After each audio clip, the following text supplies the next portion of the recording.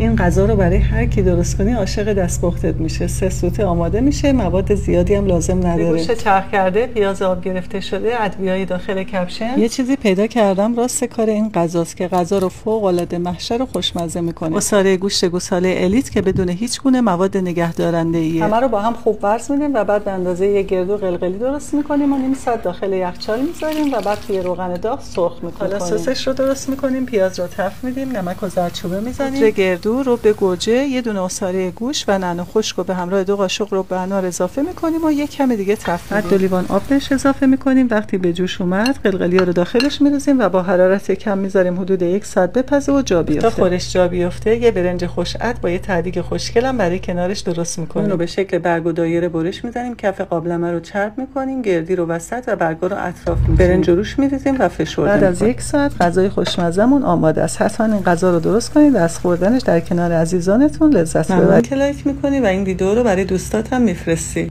بهش میگن چپلی کباب، یه غذای محبوب تو افغانستان و خیلی از کشورهای دیگه آسیا. گوشت چرخ کرده رو با پیاز رنده شده، سیر، گوجه، گشنیز و نعنا، فلفل دلمه‌ای قرمز و فلفل تند خرد شده به همراه آرد گندم و آرد نخودچی، تخم مرغ، نمک و ادویه مخلوط میکنیم و خوب ورزشون میدیم تا به یه بافت 1 دست برسن. این مواد احتیاج به استراحت نداره. شکل همبرگر درشون میاریم و توی روغن میذاریم و بعد با دستمون خوب نازکش میکنیم. چپلی به معنی سیلی یا ضربه هست که چون این کباب با پشت دست ضربه میخوره تا نازک شه بهش میگن چپلی کباب. هر سمتش با شعله ملایم حدوداً 3-4 دقیقه زمان میبره. کنارش گوجه و سیب زمینی سرخ کنین و با نون یا برنج سروش کنین. نوش جون.